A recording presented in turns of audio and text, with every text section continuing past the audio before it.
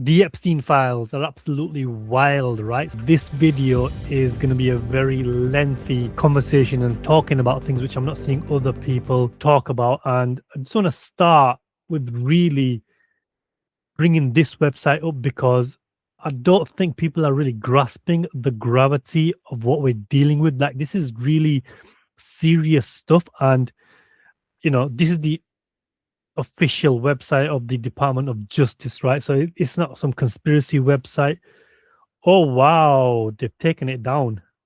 So here we had, I'm really surprised they've taken it down, right? So here there was supposed to be an image. So the plan was to show you this image that was on the official DOJ website, but they've taken it down. It's not there anymore, which is crazy. I don't know what's going on there.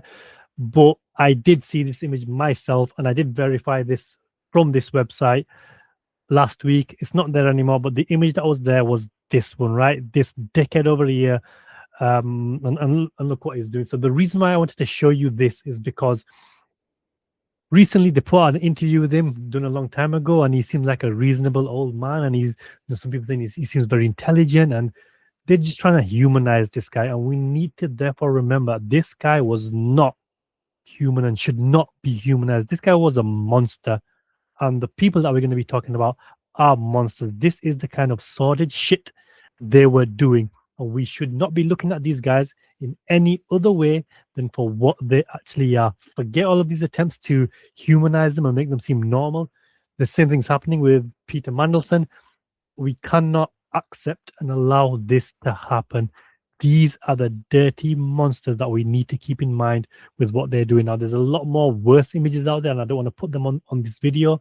There's significantly worse stuff out there, but this is just what you need to remember about what we're dealing with here in terms of the depravity of these disgusting people. So like I mentioned in the video the other day, I did think long and hard about making this video, because the more I thought about it, the more information and the more things that I thought, you know what, I need to speak about this. And therefore I'm going to split it into different parts. And I'm going to start off with why I'm making this video, and then I'm going to move on to talking about how we process the release of these files from a psychological perspective, because a lot of people are going to be obviously suffering from this and not know how to react, and I'm going to provide a little bit of insight into that. And by doing that, I'm then going to move on to a little bit of a background into how I got into this stuff.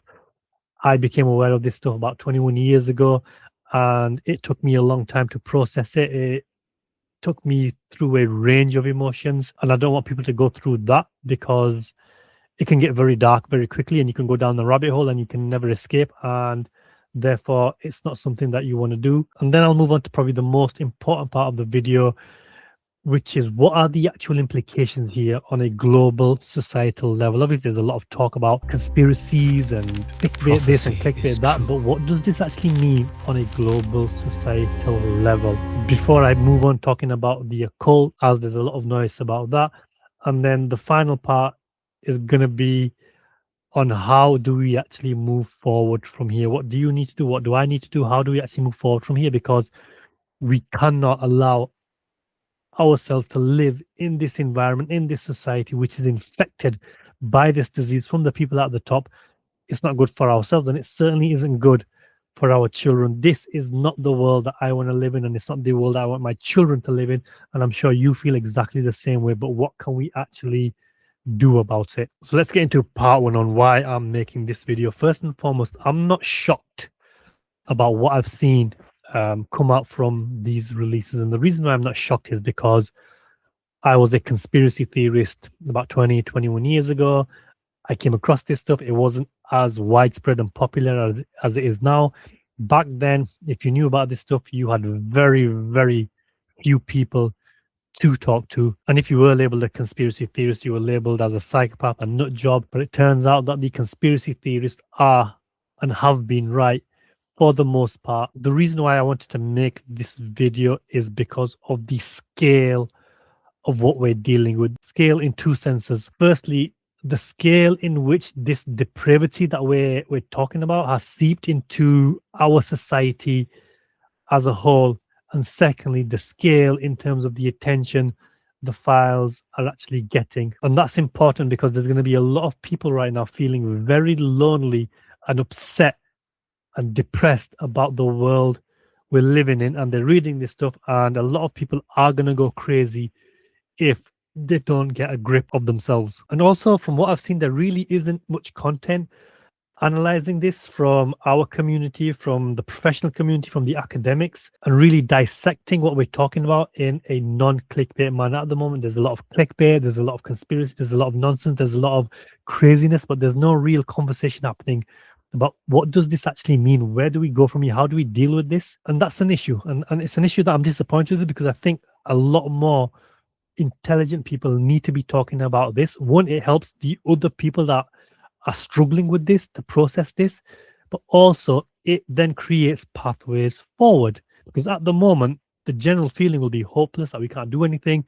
And they're saying that the reason that they're releasing this stuff is mocking us because they know we're not going to do anything about it. So to me, it's absolutely outrageous that the conversation isn't happening given the scale of what we're dealing with. Like I mentioned the other day, this is not something you can just brush under the carpet. This isn't something you can just ignore and fob up as a wacky conspiracy theory. This is real. This is despicable. And there needs to be a concerted community and global effort to dissect through this. Now, that's an issue because there obviously is a lot of confusion. There's a lot of clickbait. There's a lot of exaggeration. There's a lot of misinformation. And that in itself is an issue, because if you don't get a grip, you will lose your mind with this stuff. And you really have to develop critical thinking here, because if you don't, you're going to come across information which isn't real, and it's going to dilute the craziness that is real, as well as make you lose your mind. Now, the problem is even AI is confused, so you can't even rely on AI here to go through it. Like, I tried to use AI. I've been using Grok and Google Gemini and ChatGPT, and I just want to share this screenshot from ChatGPT just to demonstrate what we're dealing with here. So ChatGPT was just giving me some absolutely rubbish responses. It clearly didn't want to talk about the actual truth, and it kept on meandering. So I got really annoyed with ChatGPT, and I let loose, and it then gave me this choice of which answer that I want to get back, or which response I want to get back from ChatGPT. And it's crazy because response 1 is the complete opposite of response 2. So first it goes and says, like, my question to this is, does this email exist? So I was referring to a specific email that came from the Epstein files, and I wanted to know, does this actual email exist? I don't want to know the backstory. I don't want to know the justification. I just want to know, is this email legitimate or not? And it wasn't giving me a straight answer. And then I obviously got annoyed with ChatGPT, and then it gave me a choice. Choice number 1 was, no, the email has not been confirmed as part of the files. But then the second response, it goes, yes, that email does exist. And it's asking me to choose which response I prefer. Now, this is a separate topic in and of itself.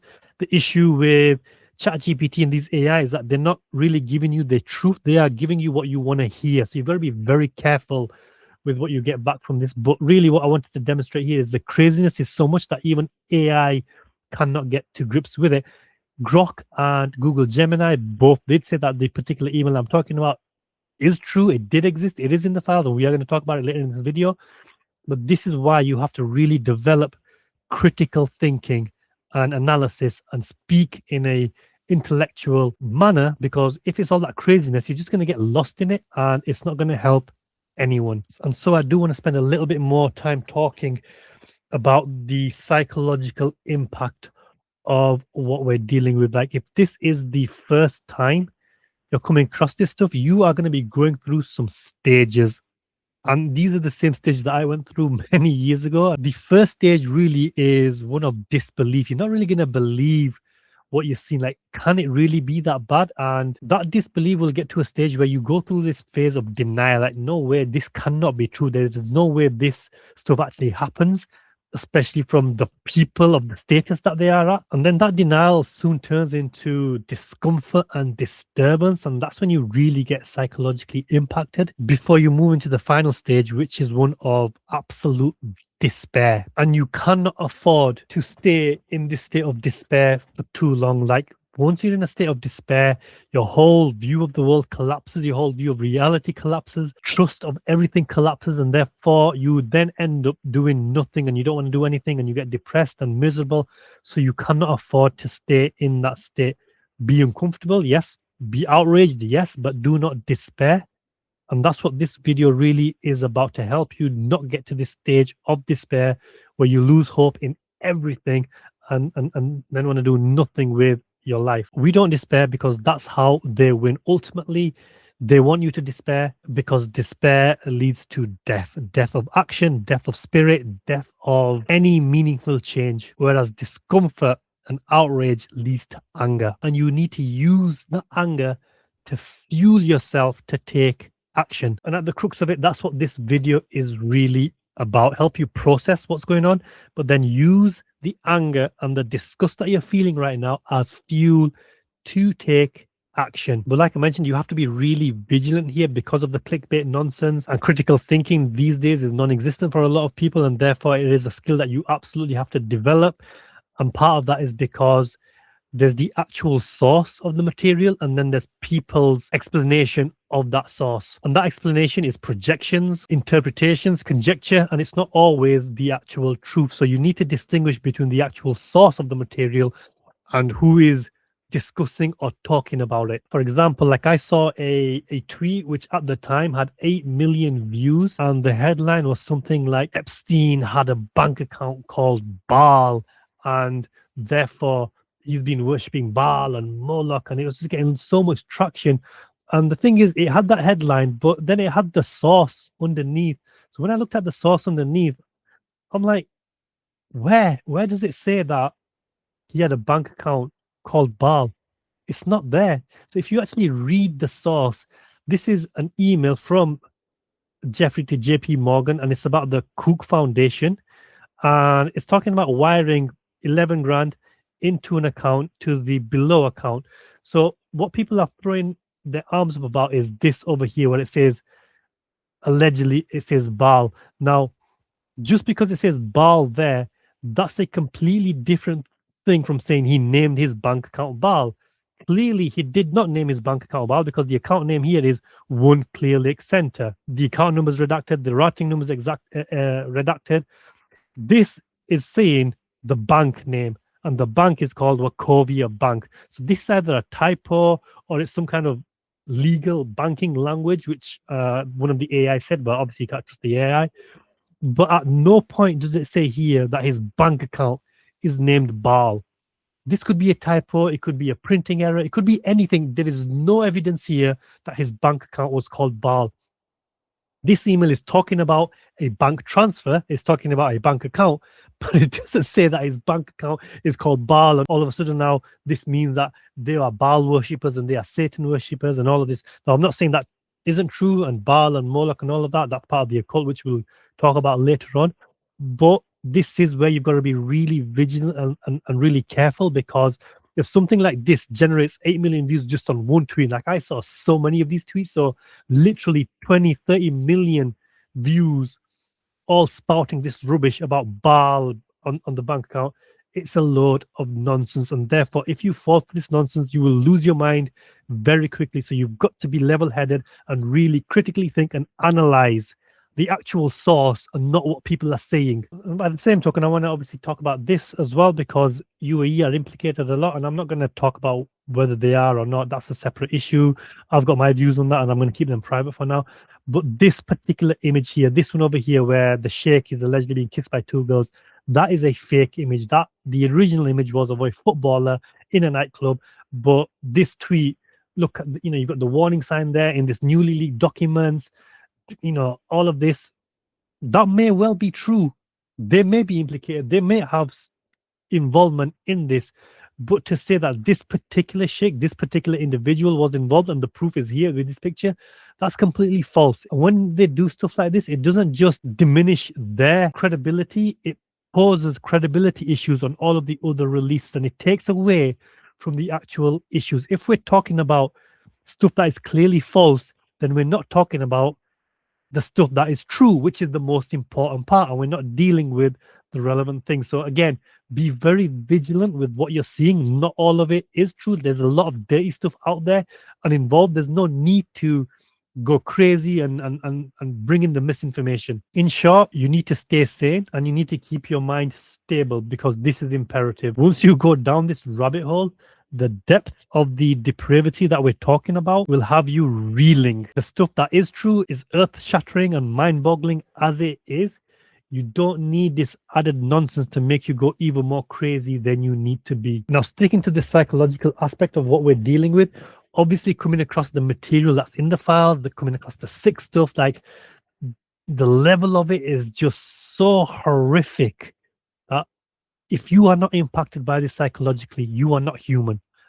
Or you got some deep-rooted trauma that you need to get checked out, because if you are human, there is absolutely no way that you cannot be impacted by what's in these files and what's being revealed. However, there is another aspect which is going to make you go even more crazy and lonely, and if you're not careful, will have more devastating impact on you than the files itself. And that's the public reaction. It's how society and the world and people are just going to carry on like nothing's happened. Like there's no big reveal that this stuff isn't happening and life is just carrying on as normal. That part took me a very long time to come to terms with. Like when I tried to tell people back in the day, it was met with derision, with mocking, with you're a psychopath or whatever. And you will not understand how the world just continues, how everything just carries on, and how people can go on normal whilst all of this is happening, especially with the level and depth that this is happening. And so you need to be vigilant about that. The people that should be talking about this are the doctors, the lawyers, the professionals,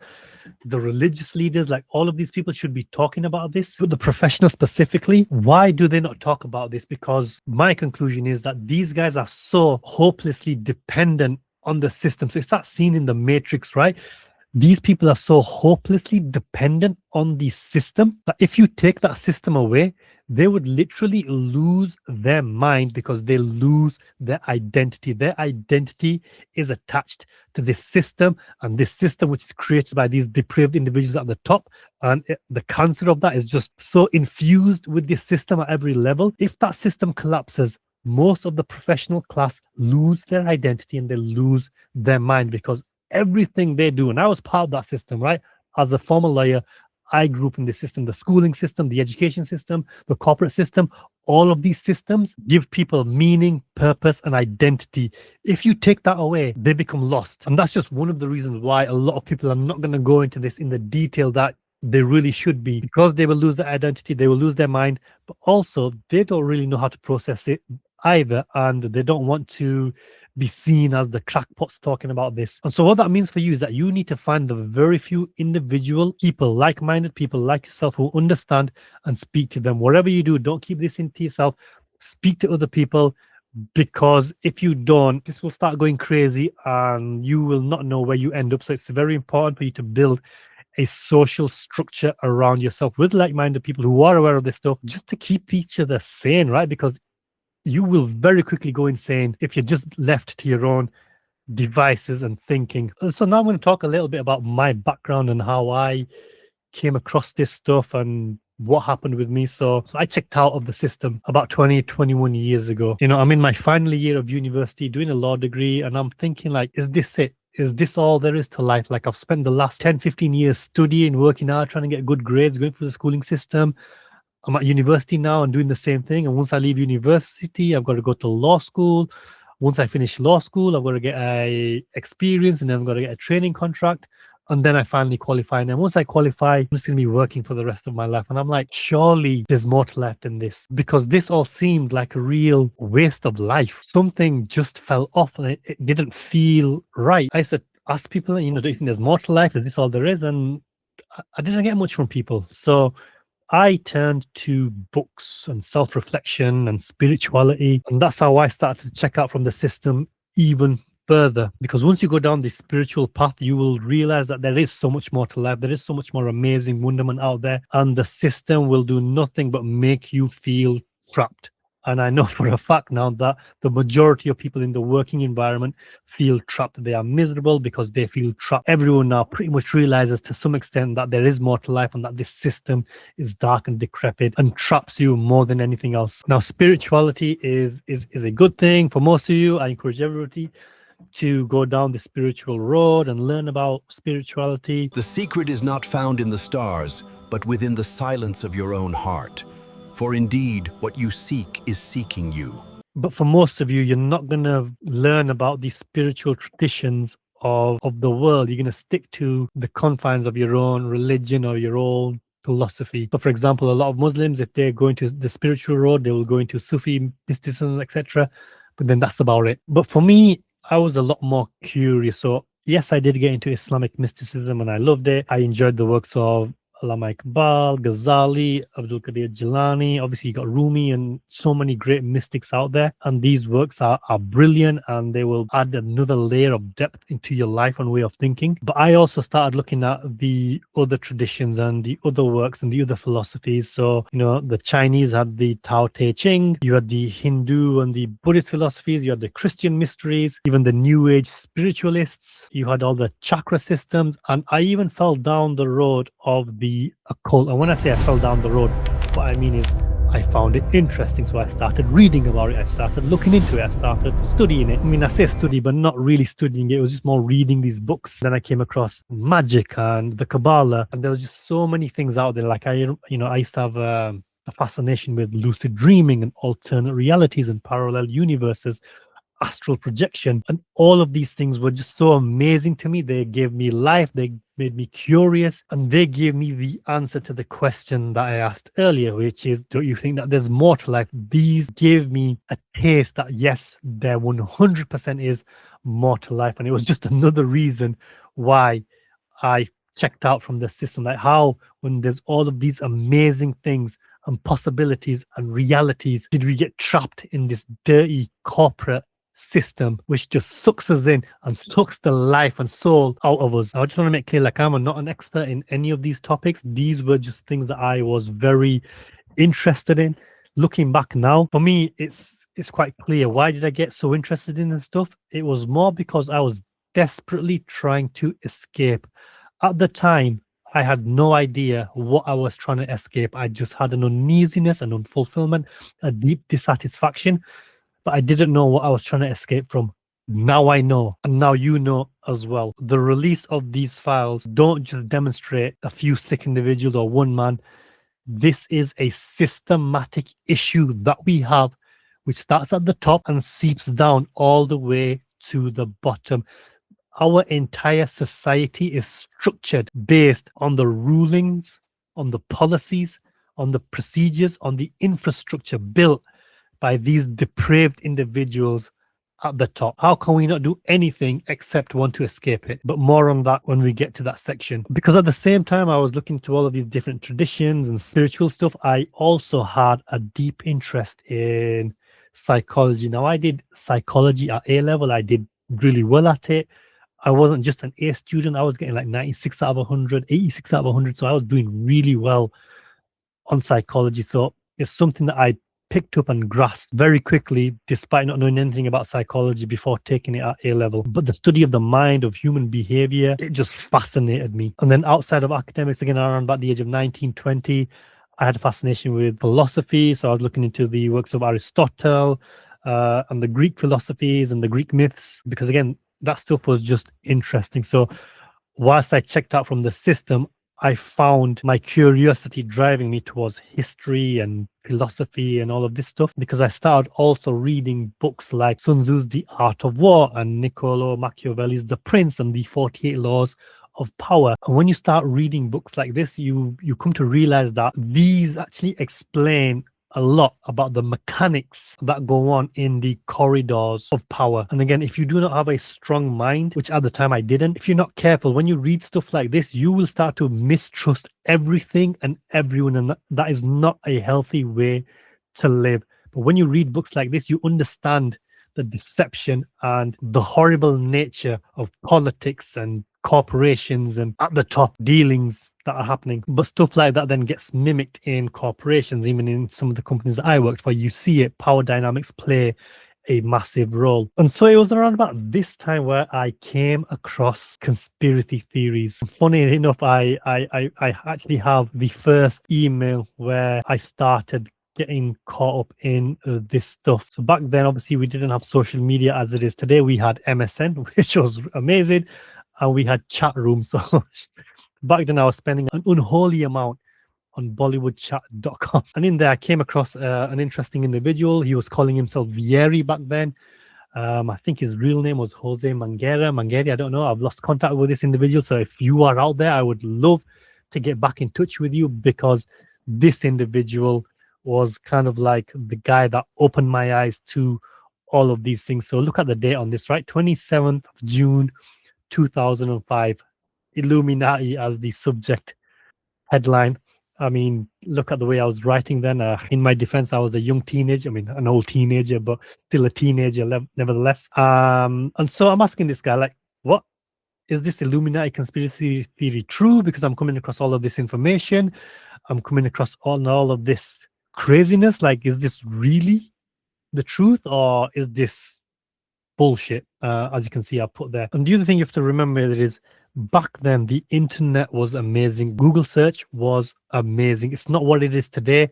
Right now it's just keyword clickbait nonsense to get the clicks and get money made from all of this stuff. Back then, if you wanted to research something, you just typed into Google and you would get brilliant sources of information which you could just read and digest and dissect. And it's a shame we've now lost that with what the internet is today. So what happened was, this individual replied to me and he told me, yes, my intentions are true, everything, and a lot more has been signed and dictated by the Bavarian Illuminati. Now, I don't like using that word because that just triggers conspiracy theory 101. And anyway, you know, being illumined means being enlightened. It means being sharp and clever. These monsters should not be talked about in these terms. I don't even like using the word elites for these guys. These are depraved individuals at the top, and that's what we need to refer to them as. Nevertheless, what kind of happened in this period then was, I would ask this guy about a certain thing and he would say, go research this. I would then go away, research that, come back, and he'd tell me to go research something else. I'd go away and research that and come back,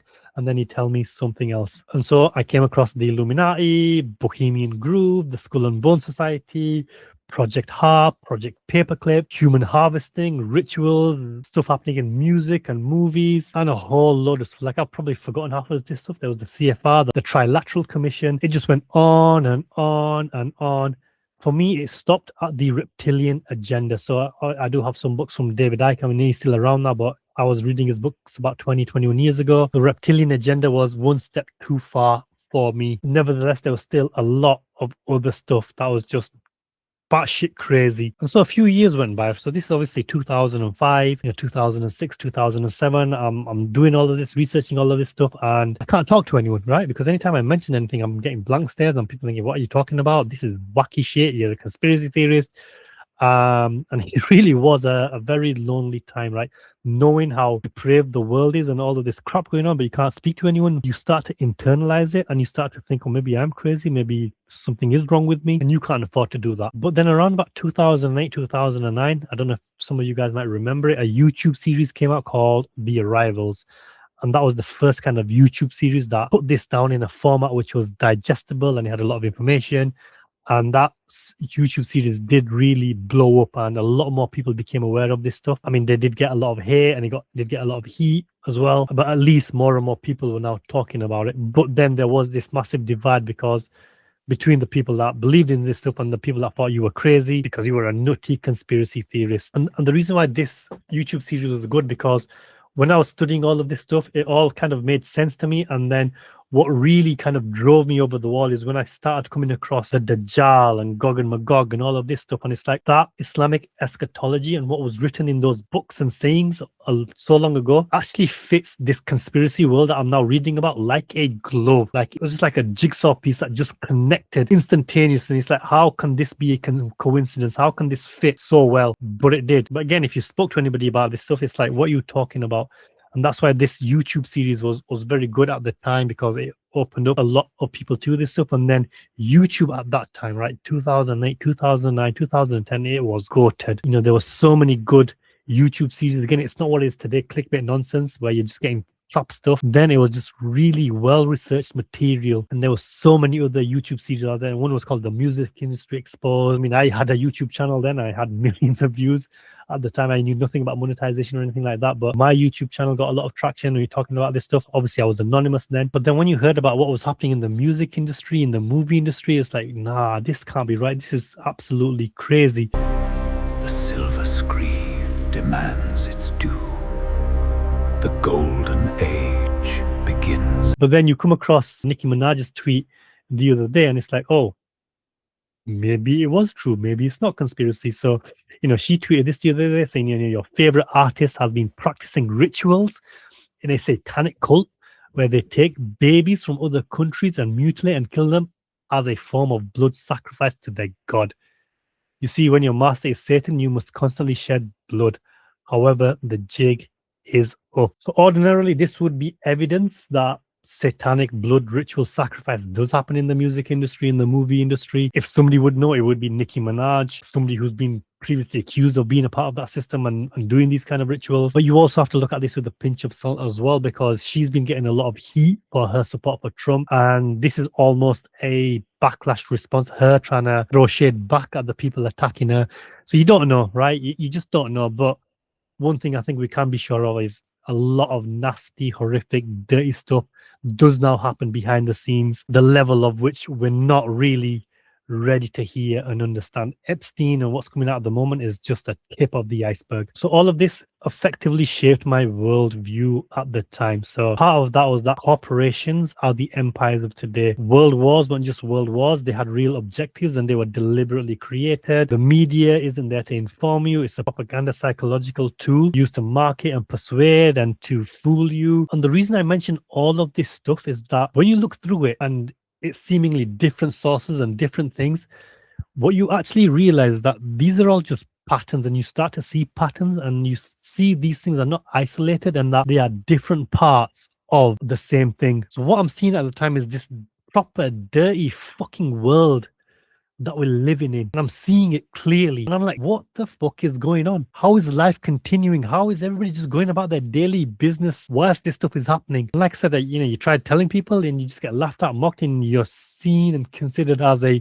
crazy nut job. And like I mentioned, you then start to internalize and start thinking, maybe I'm crazy, maybe there is something wrong with me. But what really happened is I just checked out from the system even further. So it was like I was living in the world, but not in the world. I just put on a mask. I spoke to people and developed superficial interest just to make conversation, but I wasn't really there. So that corporate environment just felt off for me. It's like I was just in this shell and I'm going to this world full of anxiety just to get by. But inside there's this deep internal, deep-rooted dissatisfaction with society, with the world, and because I started to internalize it with myself. And that's what you have to guard against and make sure you don't do this. You aren't the problem. The problem is this dark and dastardly society that we're all trapped in, which leads me nicely on to the next section, where we're going to be talking about the impact of this on a global societal level, because it's this system which makes you feel trapped, and it's this system which is now dying a death, and a new system is coming in place, but who is putting in this new system? So now we're going to move into the most important part of this video, which is, what do the Epstein files release mean for us all on a global societal level?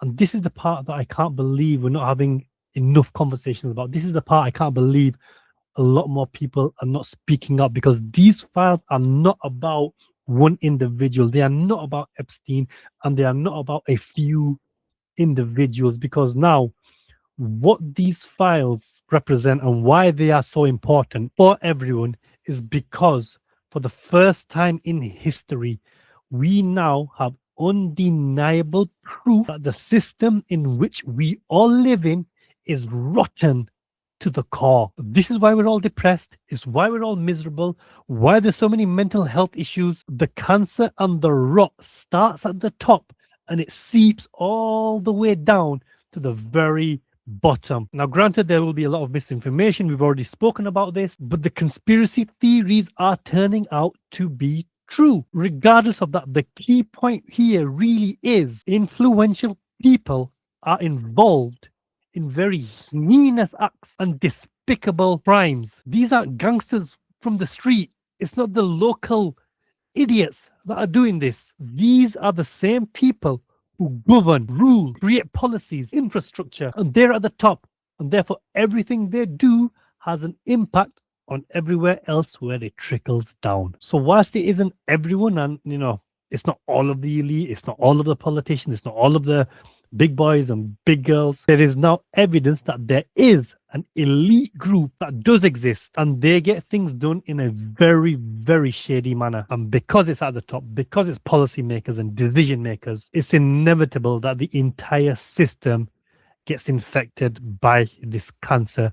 And the analogy here is, imagine having a glass of water, pure water. In and of itself, it's pure water. But if somebody adds a drop of urine, it contaminates the whole thing. And you can no longer separate the contamination from the pure water. And that's what we've got happening right now. We cannot separate the contamination and the corruption in the system that we live in, because it all starts from these individuals that have created a rotten core. And we can have conversations about democracy and capitalism.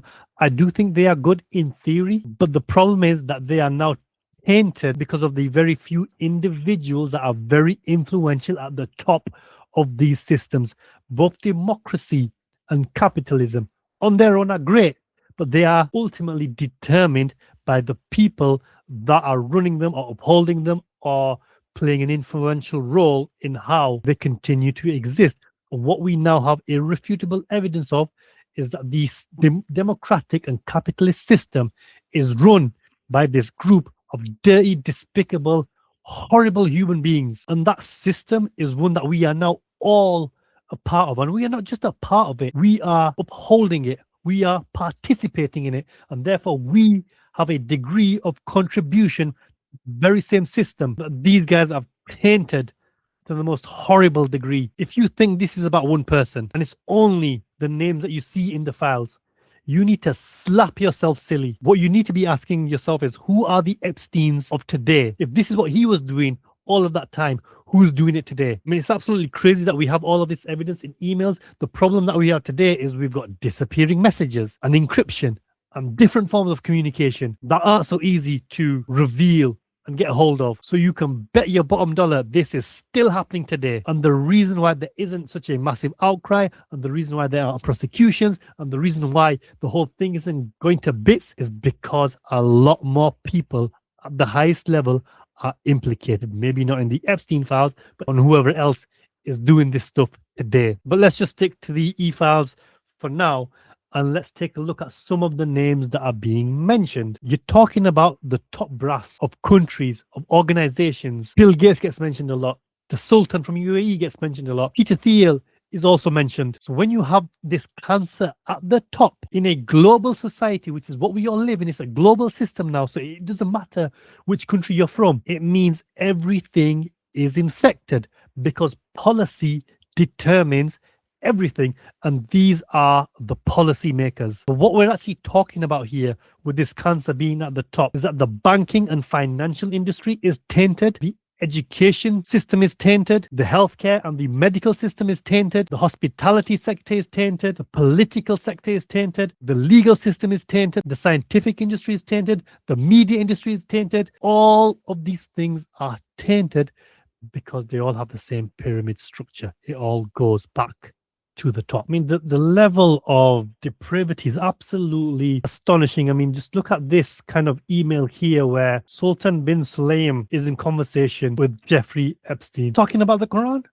He's trying to explain verses of the Quran. And then in the same thread, right at the very top, he's talking about sampling a fresh 100% female Russian on his yacht. How can you be talking about the Quran and then talking about a fresh Russian in the same email sequence? It just boggles the mind. But that is a topic for another day, because there's a lot of people that do this and they're not even in the elite levels, where they take part in all kinds of depravity, but then they still have a religious side to them and they become holier than thou when they're speaking to other people. But the real email that I want to share right now is this one with Peter Thiel. And this got a lot of attention because it mentioned the Rothschild. And obviously the Rothschild are part of the conspiracy theories and there's a lot going on there. And so Jeffrey wrote an email to Peter Thiel, and he's saying, as you probably know, I represent the Rothschild, and he was hoping that this bank with 160 billion could do something in tech. We've got the best client list in the world, prehistoric product, all of this, and he's talking about being in Europe and in the island, and he's inviting Peter Thiel to the island or to meet in Saudi if he wants to. And Peter Thiel responds, certainly not in Saudi. So Saudi is out of the equation, but the island isn't out of the equation. So he's more than happy to meet on the island, but he wants to avoid the Middle East for the next decade or so, right? But he should be back in the East Coast sometime in NYC or on the island, you motherfucker. You really need to understand who Peter Thiel is, right? And the influence that he has. Like, this is absolutely devastating. Too many people were fixed up on the Rothschild and not enough on this man here. Peter freaking Thiel. So who is Peter Thiel? Let's take a look. So it's this guy over here. And if you go into his Wikipedia, entrepreneur, venture capitalist, and political activist, co-founder of PayPal, Palantir Technologies, very freaking important, and the Founders Fund. The first outside investor in Facebook. Net worth 27.5 billion, making him one of the 100 richest individuals in the world. Graduated from Stanford. Worked at Credit Suisse. Founded Thiel Capital Management in 96. Co-founded PayPal, like we just mentioned. And look at this. He is described as perhaps America's leading public intellectual today. If this is your leading public intellectual today, what does that say about your intellectual foundation? The intellectual architect of Silicon Valley's contemporary ethos. You can't make this shit up. And again, another point, he made substantial donations to America's right-wing figures and causes. And then here we go. Emails related to the activities of convicted child sex offender Jeffrey Epstein revealed that an investment firm co-founded by Thiel accepted $40 million from Epstein, and that the pair corresponded for at least 5 years before his death, including on the topic of Brexit. So we are talking about very, very influential people with a lot of power, with influence, with wealth, with connections, with lobbies. That is more important than being fixed up about the Rothschild aspect. So I asked AI to tell me a little bit more about Carbyne, which is an Israeli-founded technology company specializing in cloud-native emergency communication and response platforms, primarily for public safety and mission-critical contact centers. Originally launched in 2015, it rebranded to Carbyne in 2018. So this company develops software that enhances emergency services like 911 or equivalent globally by integrating real-time data, live video streaming, precise location tracking, AI-powered tools, and secure messaging without requiring callers to download an app. Read that again, because that should have alarm bells ringing down you right now. You can read the rest of it in your own time, pause the video, do whatever you have to do. But this is a massive company, right? Their impact has been significant in the public sector. They've modernized emergency response systems worldwide, 300 sites, 23 states, impacting 250 million people annually. Globally, it's partnered with telecoms like AT&T and AWS. Critics, however, raise privacy concerns due to its data collection capabilities and ties to surveillance networks, with some alleging its tech has been adapted for non-emergency monitoring in regions like China. Again, based on the people that are backing this stuff, you can 100% be sure that this stuff is being used for nefarious means. And here's the part that's relevant for us in this video. Epstein was involved as a key investor. In 2015, he provided over $1 million to a limited partnership formed by former Israeli Prime Minister Ehud Barak, who was co-founder and chairman of Carbyne. The funding was used to acquire shares in the company, making Epstein a major financial backer. Companies like this were backed by Epstein. These companies are still running, by the way. Leaked emails and documents show Epstein leveraged his networks to promote Carbyne, including brokering deals with figures in the UAE, Russia, and Mongolia for potential investment. His involvement tied into broad allegations about his connections to the Israeli intelligence circles. Now, what was interesting was the name of Eric Prince, who is the founder of Blackwater. And again, that's another rabbit hole that you need to go down under. But you're looking at private military contractors here. But he also had indirect but notable connections to Carbyne, according to Grok over here, through shared networks and personnel. He is linked via Little Lisham, a Carbyne co-founder and former Israeli military intelligence officer, who serves as an executive director at Princess Frontier Resources Group, a UAE-based subsidiary of the Chinese majority-owned Frontier Services Group. Reports suggest Lisham facilitated potential technology transfers from Carbyne to China via Prince's companies. Prince is described in some sources as an investor or board member in Carbyne's ecosystem, though not directly confirmed in corporate filings. His ties extend through broader surveillance and private security networks involving that man again, Peter Thiel, who is also a Carbyne investor via the Founders Fund. Ehud Barak and Epstein. It's a small club, and you ain't in it. Prince's involvement aligns with his history in private military and intelligence contracting, but no direct financial stake in Carbyne is explicitly documented. No direct financial stake means nothing. These guys are all connected. These are the types of people that go into other countries and blow them to smithereens. These are the companies that have surveillance and all of this tracking. They engineer wars. They confuse you with propaganda to get support for those wars.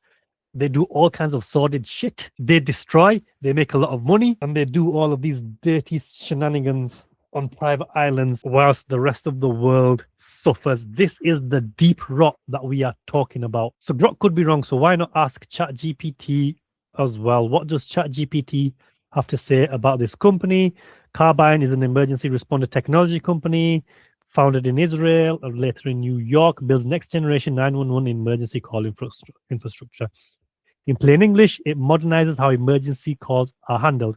Instead of just voice calls, Carbyne's platform can ingest live location data, video from smartphones, text and chat, medical info, building layouts, real-time situational awareness.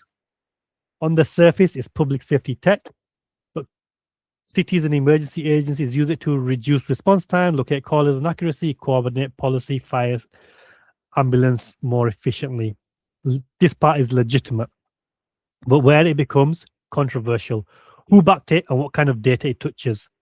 Emergency platforms sit at the very sensitive intersection of citizen location data, video, audio from crises, police infrastructure, telecom systems. That makes them strategically valuable. Epstein was an early financial backer. So he helped. So this is documented. Epstein helps fund it. He used his network to open doors. He positioned himself as a connector between tech, government, and capital. That alone is disturbing, given the nature of the product, his criminal history, how protected he remained socially. This is a classic example of influence laundering, dirty money gaining legitimacy by flowing into respectable tech. Where does Eric Prince, founder of Blackwater, come in? According to ChatGPT, I don't know if this is true, but it says he later became chairman of Carbyne. He's known for building private military infrastructure, intelligence adjacent operations, close relationship with governments and security services. So you end up with a former sex traffic financer, a private military contractor, both tied to a company that touches emergency systems, citizen data, police response networks. ChatGPT says Carbyne isn't necessarily evil, but it shows how surveillance adjacent tech attracts power operators. What impact has it had? You can read that in your own time. The bigger pattern here, which connects to the systematic cancer that I'm talking about, Carbyne is not unique. Of course it's not. A lot of these companies are like this. It illustrates something structural. Sensitive infrastructure attracts intelligence, military, and elite capital. Disgraced figures can re-enter power circles through tech investments. Private companies increasingly mediate state functions. Accountability becomes diffuse. It's technocratic power consolidations. You don't need demons, you need capital, access, weak regulation, moral indifference. What Carbyne shows is Epstein was still moving inside elite tech circles after conviction. Prince represents the privatization of security. Emergency infrastructure is becoming corporatized. Power clusters around data and force. That's the cancer. Unaccountable convergence of money, security, and technology. That's the real story. And that's the systematic rot that we are talking about. So why is the system fucked? Why are so many people checked out? Why are so many of us checking out? How did it get this way? This is more of a philosophical question. And the reality is we as a species, we as humanity have stopped building things for truth, justice, honor, dignity, and respect. These are all buzzwords now that mean nothing. It gets used top from bottom. But the reality is that it's a very dirty system which allows power politics to take place. So earlier I talked about some of the traditions and cultures and philosophies and histories that I read about. And one thing that comes forward in all of these traditions, no matter whatever background you're from, they all have an element that talks about establishing justice on earth. And that's a central theme from an Islamic point of view. We here on earth are not here to live life, have fun, YOLO, do whatever we want, and that's it. We are here to be khilafas, which has been turned into a dirty word thanks to this dirty system propaganda. But effectively, what that means is we are here to be guardians, caretakers, vicegerents, cultivators of this planet. We are here to look after the planet and other people on the planet. In other words, we are here to establish justice on earth. The modern capitalist, democratic, and all of the other systems that we have in the world today do not have the intention of establishing justice on earth. They have the intention of power, blackmail, profit. That's the purpose of this system. Universal profit, greed, materialism, status. I hated work. I hated my career in law. I hated my whole corporate life because it was devoid of purpose and meaning. Most of you feel the same way now. So you check out of the corporate system and then you go to start a business, which is what I did as well. But that's still a problem because the business world, the financial world, is still part of this same cancerous system. And the majority of us today, we're not really building businesses for truth or justice. We're building them to avoid that dirty system that we're trying to get out of. For me, it was that corporate system.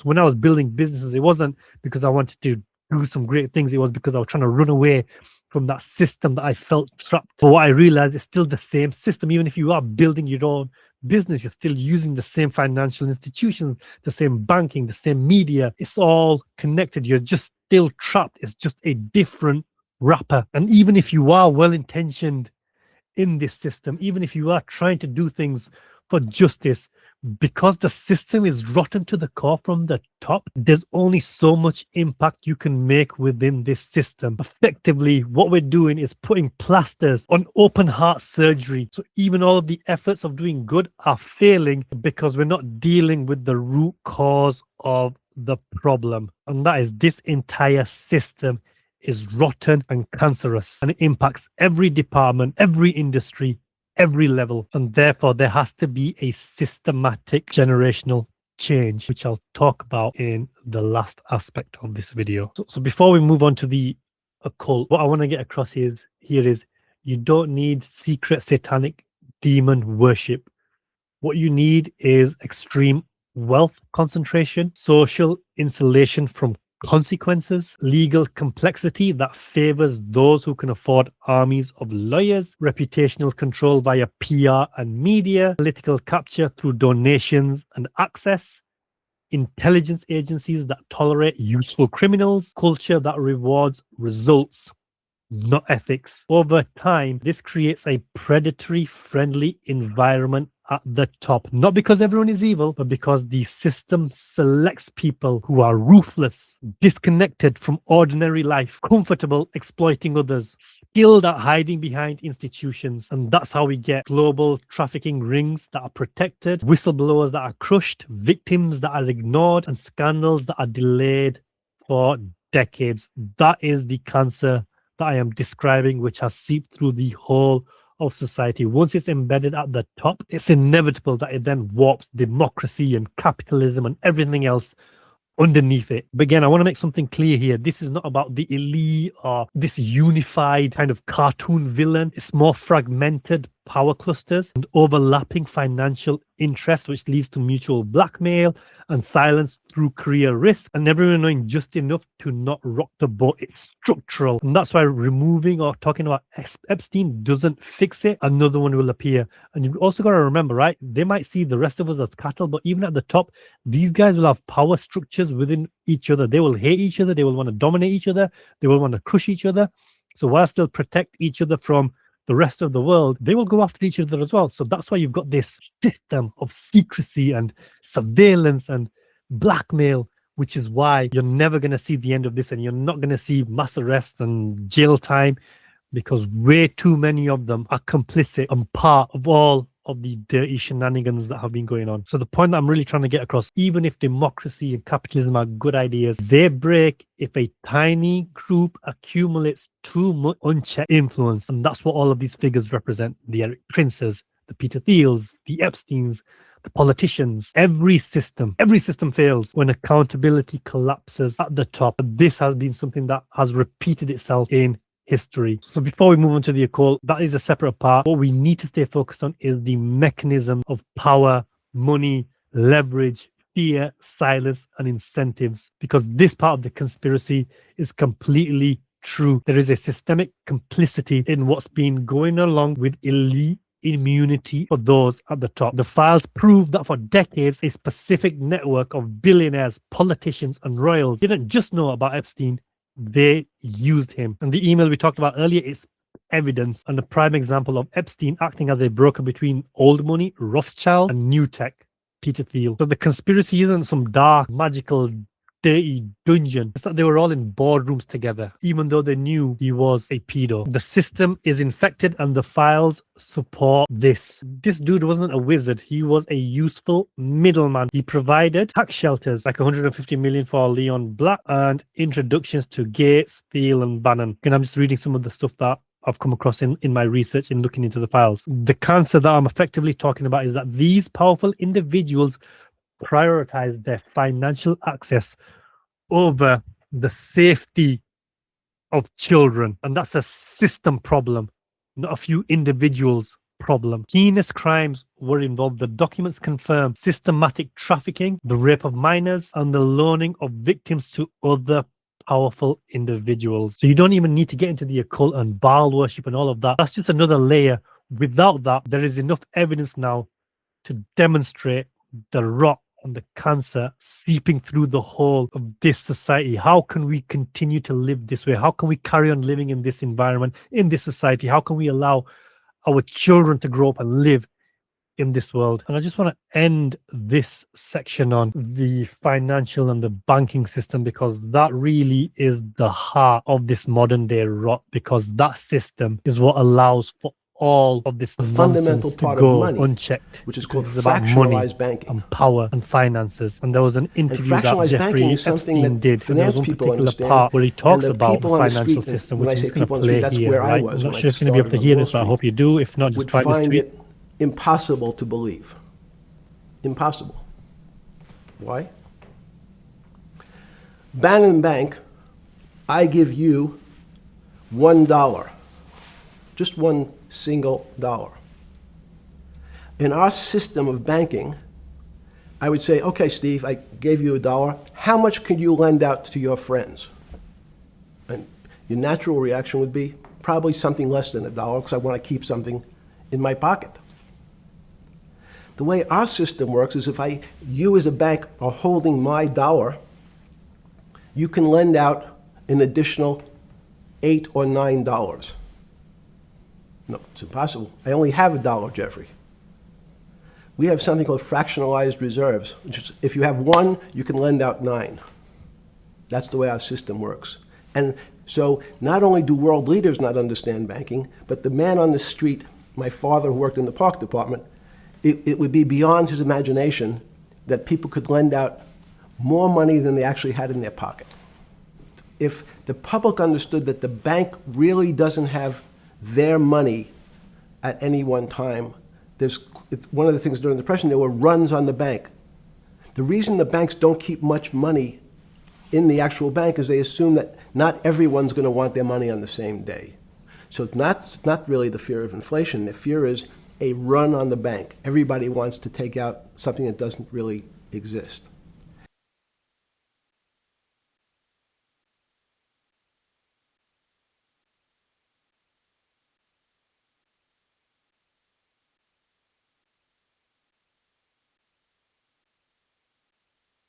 The morph was just basically telling you how fraudulent and pathetic and unjust the financial system is. Every single one of us worldwide is part of this financial system. We can't get away from it. So no matter what we build, no matter how well our intentions are, the moment we start transacting in fiat currencies, the moment we start transacting in pounds and dollars and dinars and rupees and all of the other currencies that are out there, we're taking part in this infected system. And this is a spiritual rot in all our lives, and just one demonstration of how the rot from the top seeps its way into all our homes. All right, now let's talk a little bit about the occult and black magic, because that's been coming up a lot. We've touched upon it a little bit earlier with the references to Baal and Moloch, but I'm not going to talk too much about that. That particular release in the files just wasn't it for me. I'm sure there might be other references to it. Baal worship is something that comes up a lot in the occult, especially in the music industry. Even Moloch, like Bohemian Groove, was supposed to be this area where they worship this giant owl, and Alex Jones once infiltrated that area and took a recording of them doing some kind of ritual. But the one I'm going to focus on more is what I saw get the most traction, and that was about the Kiswa, the covering of the Kaaba. And just to demonstrate, just to show you some of the stuff that I came across, one was this particular tweet breaking: the Kaaba covering pieces were purchased by Epstein as carpets for his home. The Kiswa was shipped from Saudi Arabia, religious significance, and then it mentioned who was involved and what exactly happened. So there's, these documents here, but we're talking about the covering of the Kaaba, which was shipped to Jeffrey Epstein by this lady over here. Now, I know this talks about being used as carpets. It may very well have been used for that. We don't know. So this part of the video, I just want to make clear, is conjecture. This is not a claim to truth. This is not a claim to tell you what it's all about. This is more an interest piece from my side, something to think about, something to be aware of. But under no circumstances is it me saying, I believe this and you should believe this and this is all true. This is just something that I found interesting and wanted to share before I talk about a different aspect of the occult, which is more in line with what I personally believe and what I think you should take or listen to and away from this video. So what I found interesting wasn't this aspect about it being used as a carpet. What I found interesting was the actual email. So the email came from Aziza Alamadi to Epstein about a new shipment. And here is the attachment. By the way, the black piece was touched by minimum 10 million Muslims of different denominations, Sunni, Shia, and others. They walk around the Kaaba 7 rounds, then everyone tries as much as they can to touch it, and they kept their prayers, wishes, tears, and hopes on this piece, hoping after that all their prayers to be accepted. I just found that a very weird email, right? Here's the attachment, and then explaining this aspect to it. And when I heard people start talking about the occult, what kind of came to my mind was the theories in black magic traditions and rituals, where typically you require something of a person. If you want to do black magic on somebody, for example, you would require a personal item of theirs. So typically it could be like a strand of hair or some clothes or anything like that. Why I find this email curious is because if in that tradition, black magic can be done by getting some personal clothing or item, why is this individual sending this to Epstein and talking about this in the email, right?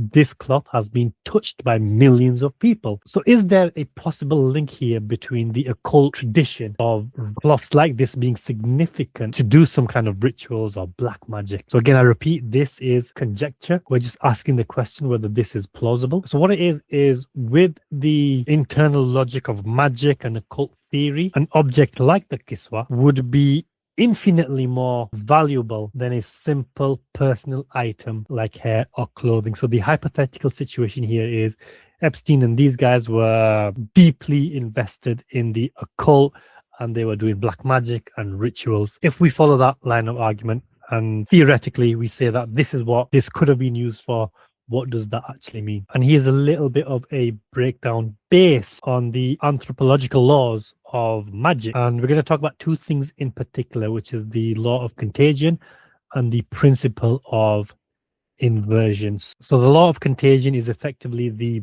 battery theory or the accumulated energy theory. So typically you hear it in folklore where they take a strand, a hair strand or a personal item of a person. You know, this is known as sympathetic magic, and specifically the law of contagion, meaning once you are in contact with something, you are always in contact with that thing. So it could be a piece of cloth or a doll or whatever it is, right? Once you've been in contact with that thing, you're always in contact with it. And how it would apply here in occult theory, objects are not dead matter. They are spiritual batteries that absorb energy from their environment. On a small scale, a strand of hair holds energy of that one person. But with this, the Kiswa, the covering, has been touched by millions of pilgrims in a state of intense emotional and spiritual climax. And that's what she's talking about in that email, right? It holds the prayers, the wishes, the tears, and the hopes of millions of people. So the dark logic here is that a practitioner of the dark arts would view that cloth not as fabric, not as carpet, but as a massive reservoir of harvested spiritual energy. They wouldn't need to generate power, they would just need to tap into or siphon the immense charge already stored in that fabric, in that cloth, which has been touched by millions of believers. Again, that's the theory, and that is a tradition in black magic circles. The other is the principle of inversion or perversion. Again, satanic or black magic traditions defined by folklore or criminal anthropology. They say they often rely on inversion, taking something holy and corrupting it. So the mechanism here to a dark occultist is that a neutral object like a random rug has no power, but a sacred object has high voltage that can be twisted. The ritual use here, by defiling a holy object, walking on it, using it as a carpet basically, or performing rituals over it, the belief is that you are inverting its holiness to fuel a dark working. The more sacred the object, the more potent the blasphemy, and theoretically the more powerful the result. And there's also the trophy aspect of this as well, right? It serves as a display of dominance, like we own you, we're more powerful than you.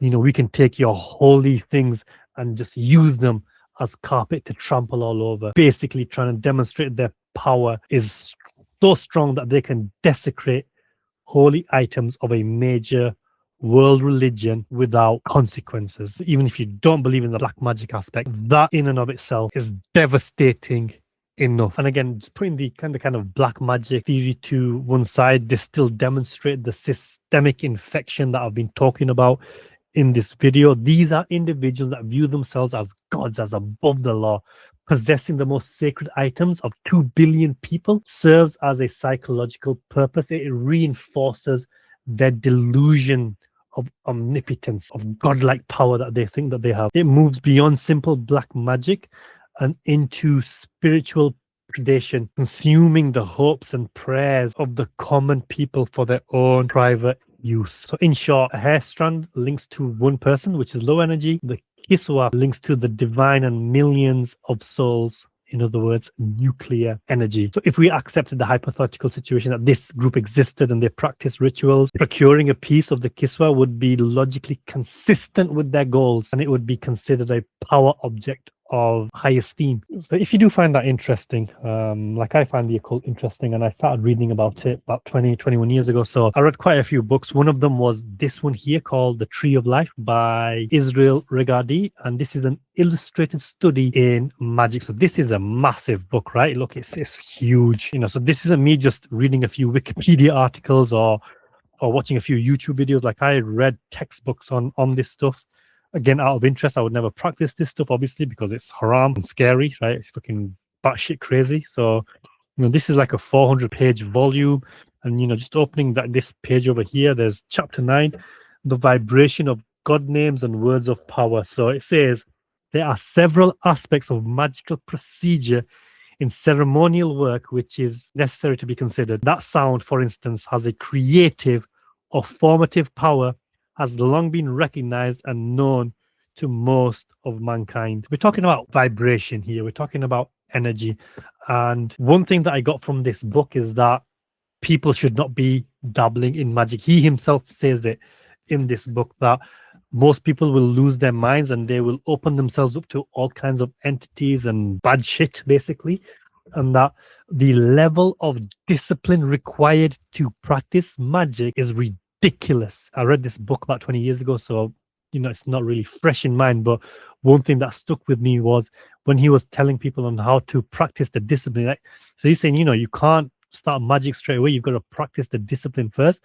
And part of that discipline was do something to be disciplined. And if you fail from that discipline, like cut yourself. So use that as punishment to basically instill the discipline you need to practice this stuff. So that just to me showed how dangerous these practices are for most people, and that most people should stay away from this stuff, right? But there were other books like this that I read, and another book that isn't about magic, but still in the realm of mysticism and things of that nature was this one by Dr. Rick Strassman, which is DMT, the spirit molecule. And again, I loved reading this many years ago. And DMT is more widely known. People go for ayahuasca trips into the jungle, and people will talk to you about their DMT trips. What I found fascinating about this book, so DMT, according to this book, is a chemical that can be released in the brain, and it opens you up to mystical experiences of parallel universes and just other things. And people that went on these DMT trips, they experienced conversation with other beings and other intelligences. And what I really found interesting from this book is that people who were in a negative state of mind, if I recall correctly, tended to have a very negative experience when they were on this trip. They would come across beings of horror and evil and demonic. Whereas people that were generally in a high and positive state, they had very great and positive experiences. And that to me comes back down to this idea of energy, right? Which I'm going to talk a little bit about further. But before I get onto that, I just want to share something I found interesting. And it basically was a tweet by Jonathan Bai. So Jonathan Bai is somebody I watch on YouTube. He talks a lot about philosophy and stuff. But he's just done an interview with somebody talking about the supernatural is real. Levitation, reincarnation, near-death experiences, remote viewing. Not only do these impossible phenomena occur, they are well documented and often by secular scholars nonetheless. There are entire labs out of Duke, Stanford, Princeton universities, right? So we're talking about the major universities here. So this is somebody's interview. I'm going to watch that later on. I don't know what's exactly been said in that, but the reason I find that interesting is that this stuff is starting to become mainstream rather than gatekept. And one of the reasons I feel that this stuff is kind of disregarded and shoved to one side is that if you have an interest in this stuff, one thing that will happen is that you will lose interest in this dirty system that I've been talking about. You will lose interest in going to work and building a business and doing all of this stuff, because you will realize how fucking unimportant this stuff actually is and how irrelevant it is when you consider the possibilities of what is actually out there. The idea parallel universes and alternate realities could be at our fingertips. It's so exciting. Who the fuck wants to talk about making money and doing business and trade and commerce, man? In other words, if you became a mystic and even if you became a spiritual religious person, you lose all interest in this system that has us trapped. You lose interest in the capitalist democratic system. So the whole thing kind of breaks down, which to me is one of the reasons why there is such an attack from this system on religion, on spirituality, which is why one of the antidotes for the system is religion and spirituality. But that was a side point. To get back on point on this aspect here, taking the occult to one side, from my study as a curious individual, right? I'm not an expert, I'm not a practitioner. This is something that I was curious about and I found interesting. And in my kind of understanding, magic is the manipulation of energy, right? Frequency, energy, frequency, vibration. This is all magic. Magic is effectively changing the state of something on an energetic level for a specific purpose. If you view magic as that, then almost everything becomes magic. So let's break this down into basic fundamentals. We learned this in science at school: solids, liquids, and gases. What are we talking about here? To change the state of a solid into a liquid, you change the frequency, you change the energy, you change the vibration, and you change its state. So if you've got a solid ice cube, to change its state, to change its energy, you would heat it up and it becomes a liquid. You heat it up further, it becomes a gas.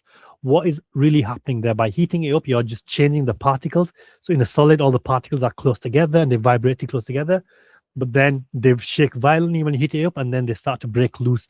And once the particle becomes loose, they become liquids. And then you heat it up more and the particles become scattered and they become a gas. That is magic, right? That is the transfer of energy. You're changing the state of something using energy. And you can do this for everyday life, right? So if you're not feeling great, you're feeling groggy and awful and crap and miserable and depressed, if you change your diet, you start exercising, you will change your state. You will start to feel better. You will start to feel upbeat, happier. So you're just changing your energy to change your state. A very simple way of looking at magic from this perspective. So even at this level, away from the occult and black magic and the dark arts, even at this level, what is important? Repetition and rituals. You don't need to be satanic for this, right? Repetition and rituals. We all do this, right? You know, we're in this environment today where everybody talks about the next productivity hack. Waking up at 5 a.m. and a morning ritual and this and ritual and that ritual, and repetition reinforces productivity, reinforces habits and behavior. That's it in a nutshell, right? This is why repetition and rituals are important. And even from the Islamic point of view, right? What do? We do wuzu, we do ablution, we wash before we pray. What is that? That is a ritual, a purifying ritual. When we pray the 5 times namaz, the prayers, these are purifying rituals. So what we have are purifying rituals on one end of the spectrum. If we've got purifying rituals, then would it not make sense that on the other end of the spectrum, there are rituals of perversion, of pollution, of contamination, of corruption? Of course, that makes perfect sense. From a religious, spiritual point of view, the whole point of doing these rituals and purifying rituals is to purify yourself, to purify your soul to such an extent that you can then return to the source of all things, God, in a blissful, purified manner. So if that's the purpose of purified rituals, then the purpose of corrupt rituals and perverted rituals would be to dirty your soul to such an extent that you end up going to hell. Now, you don't need to believe this stuff, right? You do need to understand is that these people that practice this stuff, they believe it. Just like we believe in Islam and the purifying nature of Islam and purifying the soul, these guys believe in the desecration of the soul. And some of the figures that you need to be aware of are people like this individual here and Aleister Crowley, a well-known occultist. So English occultist, practice ceremonial magician, poet, novelist. Again, this guy was pretty influential, born in a wealthy family, educated at the University of Cambridge, recruited into British intelligence agencies. So you've got to understand the power and influence these guys have, right?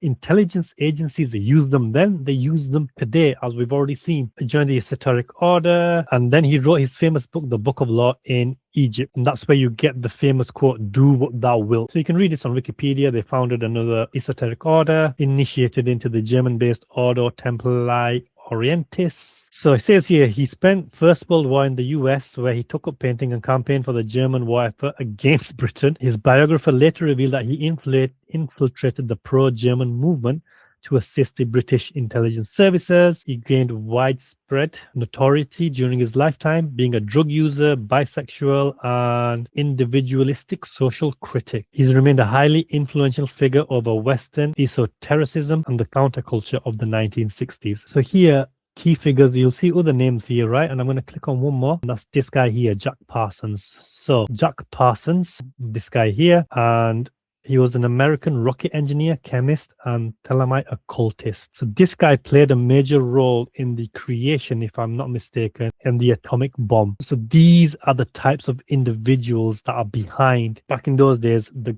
greatest technology of the time. Parsons was one of the principal founders of both the Jet Propulsion Laboratory and Aerojet. Again, Stanford University. He converted to Thelema, which is the religious movement founded by Aleister Crowley. So he worked as an explosive expert during the 1940s. He's recognized for his innovations in rocket engineering, advocacy of space exploration, and human spaceflight. So just like back then, these occultists were in high influential positions, working on technology and infiltrating intelligence agencies. Isn't that what we talked about earlier with Epstein and Peter Thiel and Eric Prince? Same shit, different era, which just goes to show the rot that has been happening for decades. Truth be told, it's been happening for centuries. So there is absolutely a spiritual dimension to all of this. This isn't just about human trafficking and the system that's corrupt. There is a very deeply spiritual element rooted in all of this. And you 100% have to protect your spirit. You have to protect your spiritual life, protect your energy. In the Islamic tradition, we've got something called ruqya. It exists. People will believe in nazar and evil eye, but then they kind of take a backseat when it comes to jinn and ruqya. But black magic, that's kind of almost written off completely. But even if you don't believe or want to go to that extent of black magic, you cannot separate the spiritual dimension to this or from this, because it's what they're doing is deeply, deeply rooted in spirituality. And that's why, like I mentioned earlier, there is a concerted effort to take you away from spirituality and religion. So that's a lot to take in, but the message here is to not despair. Do not despair. Despair is from the devil, as I heard Sheikh Hamza Yusuf once say. If you believe in God, you believe in hope. Despair is bad energy, which is them winning and doing what they set out to do, whereas hope is positive energy, and that's what we need to have, hope. And that's why the last section here is going to be about what we can do. How do we move forward from here? What can be done? How do we need to proceed? And how do we establish hope, not just for ourselves, but for the next generation? So right now, there is a purposelessness crisis in the world and even in the Muslim community, right? Faisal Amjad talks about this a lot. He recently produced a report. I haven't read that report yet. I do intend on reading that report. But in that report is provided his findings about what this purposelessness crisis is, or why so many are feeling like they have a lack of purpose, which is crazy considering our religion is all about giving us purpose and meaning and direction. This perverted society that we live in, this cancerous society that we live in, has stripped so many people of purpose and meaning and direction. So I'm going to actually flip it on its head. On the release of these files and this unveiling of this dirty, decrepit system should give every single one of you purpose right now. It is the biggest opportunity we will ever have. What do I mean by the biggest opportunity? I mean that there has never been a better time for us to take collective action and do something about what we're dealing with today. The tools exist, the technology exists, the skills exist, experience exists. The only thing that's missing is the will to do it and organized action. Collaboration is obviously needed. And looking at some of the comments that I'm seeing, I am very hopeful that people are speaking in this manner and are wanting to do something. But obviously, there's still a very heavy burden and a lot of work to be done here. Because my fear here is once this is out of the headlines, which will probably take a week or 2 weeks, it's going to go and everyone's just going to carry on as normal. And we must not let that happen. So what can you actually do? First and foremost, you need to get iron tight with your spirituality. This is number one, the most important factor. The universe is not outside you. Look inside yourself. For everything that you want, you already are. For me, as a Muslim, that means not just praying the 5 daily prayers, but praying them with such devotion and intention and presence that you develop an unshakable mental and spiritual bond with the Most High. Become monk-like with your spiritual practices. The second thing is you need to get physically in shape. Going to the gym isn't something that's a nice to have. It's a freaking imperative. You have to get fit. You have to look after the body, which looks after the mind, which looks after the spirit. It's all linked. There is no separation here. Find the time to do exercise. Find the time to go to the gym. Find the time and the discipline to not eat dirty junk food, which again is part of the dirty system that we're living in anyway. Third thing you need to do is build your skills, build your experiences, build your connections. So effectively what I'm talking about here is ultimate self-development. You need to become the absolute most dominant version of yourself. And if you can't do it for yourself, do it for the kids, do it for those children, do it for all of those innocent people that have been trapped and desecrated in this diabolical system. We don't have the time to feel sorry for ourselves. We don't have the time to be down and depressed. We've got a lot of freaking work to do. The change isn't going to come from the top. No way is it coming from the top, as we've already established why. It's not coming from top down. Policy makers and decision makers will make sure that never happens. Stop relying on the government, stop relying on political parties, stop relying on institutions, stop relying on anyone else. This starts with you. You as an individual. You must get better. You must improve physically, mentally, spiritually. And then you need to connect with others in your community. Start off in the community around your area, but you need to remember now the communities today are borderless. So you don't even need to have a community in your area. You can have an online community. Start with a local community, start with an online community, get together with a group of people, bring people together, collaborate, create small micro systems in that community. And there's so many different ways to do this. Right? You're not trying to change the world. You're not trying to change the world. I repeat, you are trying to change yourself first and foremost, and then impact the few people around you. If you can do that, that is more than enough. And then think of your community as a node. That's just one community, and then connect with the other nodes and the other communities. And then you've got this decentralized network of networks. And that is something that they would never be able to stop if it really grew on a larger scale. But even on a smaller scale, if you are a lawyer, get together with other lawyers and create your own association of lawyers. If you are a doctor, create your own association of doctors, psychologists, engineers, whatever your field is, create your own association, because we can no longer rely on the current institutions. I didn't even touch upon the World Health Organization or any of these other institutions, that you have to now function as if all of these are tainted, because they are. Because most of these institutions, most of the policies, most of the rules and the regulations, they all come from donors and sponsors and financiers and people backing them. And that's why the whole pandemic was a massive shit show. We're not trying to establish truth on the planet anymore. I touched upon it earlier. We are not trying to establish justice on earth. It's about money and power. And that's why experiments that happen and public health notices, they're all based on whoever pays for the research, whoever funds the research. And therefore, you cannot rely on these institutions. You have to create your own. Creating your own institution of teachers so that you can create your own education system. So powerful, so needed. It's already happening anyway. So many people are having homeschooling sessions. It just needs to take a group of teachers now to turn this into a proper curriculum, which isn't focused like the current education system. It's not about enlightenment. It's not about educating children. It's not about making children realize who they are, why they are unique, why they are special, what's different about them. It's about putting everyone into the same system so that they become obedient workers for the corporate system that comes after. The education system isn't sufficient. We need one that is about enlightenment, is about knowledge and ilm and wisdom, and creating people that can then establish justice on earth. Ultimately, you, I, all of us, we need to start learning how to govern ourselves, because if we don't, we can't complain if we then get governed by these demons instead.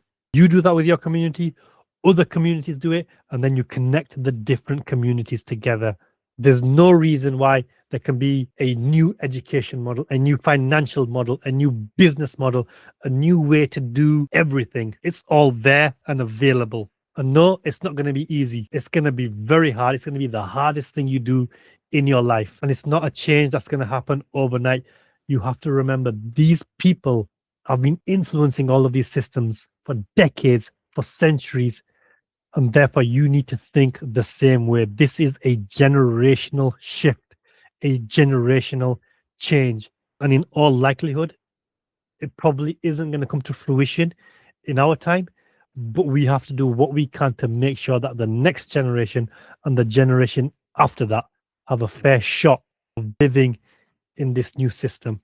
And, just a message for the younger millennials or the Gen Zers and the generation that comes after that. Our generation has failed you. The generation before ours has failed you. They've been and we've been so hopelessly dependent and reliant on this system that we've known nothing else, and we've just carried on, and we haven't given you the platform and the opportunities to break free from it. And you're going to find it very difficult connecting with the older generation because they're not going to be able to see this. And even if they do see it, they're not going to be able to do anything about it because they are just so programmed now, so conditioned that it's too difficult to change. However, there are a few in the older generations that have seen the world for what it is. You need to find them and you need to connect with them. But most important of all, once you find these role models, you need to take charge and get organized with your own communities. And for the elder generation, I know for a fact there are so many more role models out there. You now need to step up and step forward. You can't hide behind screens anymore, and you can't hide behind Nazar, and you can't hide behind all of this rubbish that you want to be private. If you don't step forward, don't complain if the next generation learns from the wrong people. And there's a couple of things that I want to show here. And one is a tweet by Andrew Tate, who obviously has a lot of influence, especially on the next generation. And he wrote a tweet last week. I think it's now been deleted, but he put, "Here's a black pill. The evil Epstein lived his life with near unlimited financial excess and luxury. He was connected to the world's most powerful people, giving him a deep understanding and control over the world's realities. He lived to a moderately old age and is now immortalized in internet culture forever via memeing. 99.9% of you will never achieve even one of those things. You'll never be rich or important or immortalized. He beat you in every single metric. You lost to a scumbag." And Sneeko has interpreted that as Epstein is a winner. So I'm not going to talk about what Andrew Tate's intentions are here. You can make up your own mind. You can dissect this however you want. But I do want to highlight Andrew Tate because he obviously has found a way to become influential. The way he's done it is available to every single one of you. Obviously, you don't need to go down the clickbait, the way he's done it, but you can generate attention and influence, no matter how big or small, in your own way. But once you've got that attention, what do you do with it? So everyone will talk about the grift and all of the other stuff that Andrew Tate's doing. But I want to highlight something else instead. And that's this tweet instead, where he's allocating a further 10 million USD to fund projects via fundraiser.com. And that right there is the blueprint. Get attention from online, use that influence to create funds and fund projects. So let's take a look at what he's talking about, this fundraiser.com. So revolutionize funding access to $1 million in venture capital funding. Access capital immediately without the headache of extensive legality, paperwork, and banking. Apply today. Our aim is to be the largest investor in innovative startups around the world. So it's an investment company, or it's a large fund, and you can apply for this funding. Forget that this is Andrew Tate, and forget about what your opinion of Andrew Tate is. I repeat, this is the blueprint. This is the model. The reason you put out content and you attract attention is so that you can get enough influence and enough reputation, enough connections to build a fund. And then with that fund, you can fund projects. And those projects need to be a counter to the bullshit that we're seeing in the world at the moment. Another person that's doing this in a more acceptable fashion is Alex Hormozy. He's been pumping out content for a very, very long time. He's been teaching people his business principles, but effectively what is he? He is a private equity company He's amassing attention. He's getting people to know and like and trust him. And he then has a qualifying criteria for investment. Once you reach a certain threshold, you apply to their PE company and they invest in your company. So that's what you need to do. And you don't need to be a business mogul or empire or any of that. You just need to be a connector.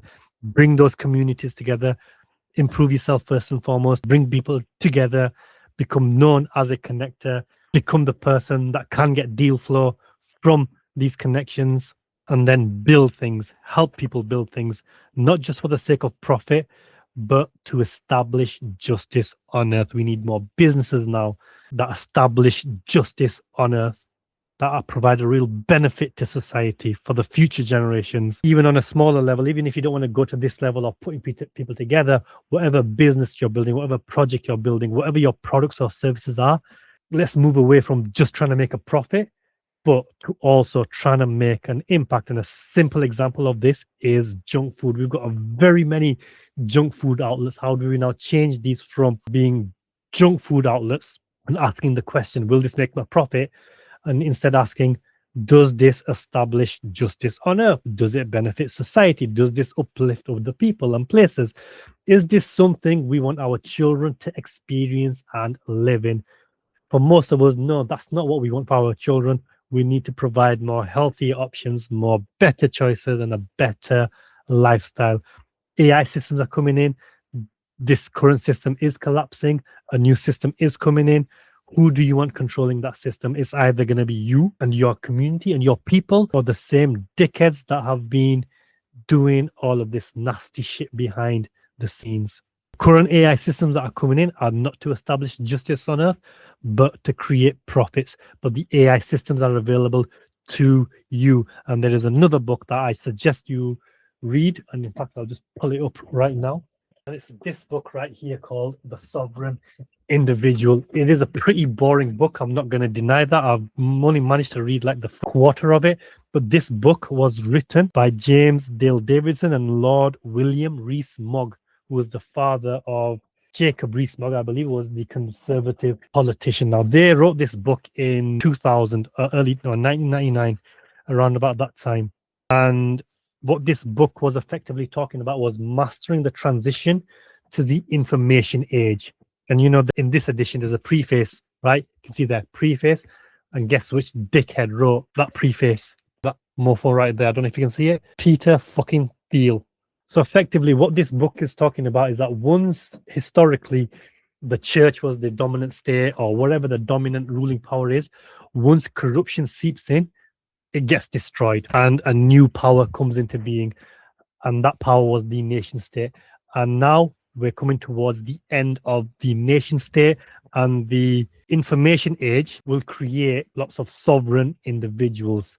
So the internet, social media will create sovereign individuals, meaning people will no longer rely on the schooling system, the education system, the corporate system. They'll be able to create their own businesses and become sovereign. They can become financially free. And that's what we saw happen over the last 25 years. People have used the internet, they've built businesses, and they've become financially free. They became sovereign individuals.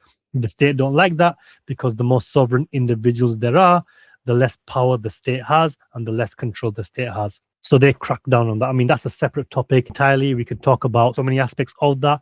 But now we're moving into the AI age. And what I am trying to get across is, if the information age was able to create sovereign individuals, the AI age will create sovereign societies, not just individuals, but societies that can become sovereign. But that starts with you as an individual, upskilling, up-leveling, and connecting with your community. And that community then using AI to become sovereign. That's the next battle. That's what's happening now. You're either going to become a slave to the new system run by the same dickheads, or you create your own system. It is possible. It is doable. It's going to take hard work. It's going to take a lifetime of hard work, but that's the way forward. So absolutely none of you should be feeling that there's nothing to do. There is everything to do, and it's there for the taking, up for grabs. You just have to be willing to commit to it. And truth be told, like, I'm not just talking about this from my own kind of accord after seeing these files. Obviously, I've mentioned how I came across this stuff, but the two kind of projects that I'm working on right now, Minotaur Mastery and the Battle Entrepreneurship Club, you've just been given a deep understanding about my real why for both of these projects. So Minotaur Mastery is based on the Greek myth, Theseus and the Minotaur. In there you had the Minotaur, which was offered child sacrifices. Children were offered as sacrifices to the Minotaur. And the kind of tagline I used for Minotaur Mastery was, you need to go to war with yourself and this degenerate society, which is fighting to keep you weak.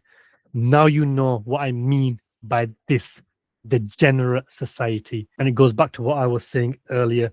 Transformation starts with personal transformation first, going to war with yourself.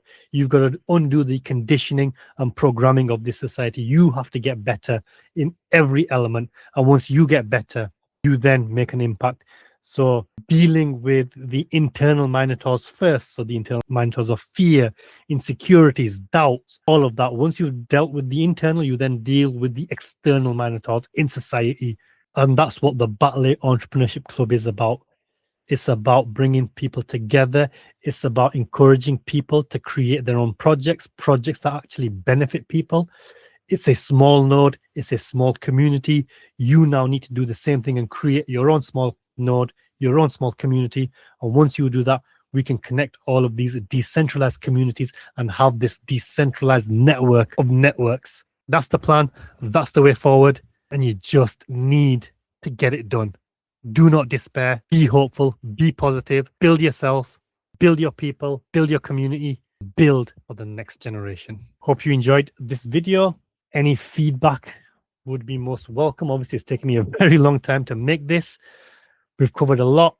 You need to go away and do your own research. This video isn't enough, but any comments about how this video was received, let me know. If it's helped, let me know. If it was bullshit, let me know, because it helps me determine how I create future content as well.